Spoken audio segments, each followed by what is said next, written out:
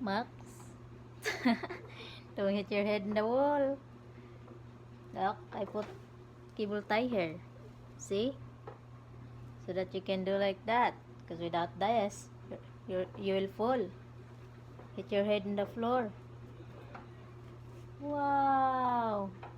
But there's no fun in this area, boy. It's hot. Careful, ha. Don't hit your head in the wall.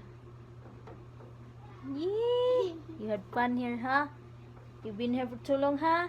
But don't sleep. You're sleepy. You're sleepy. Yee! Yeah, sleepy. You are. Are you? Are you sleepy?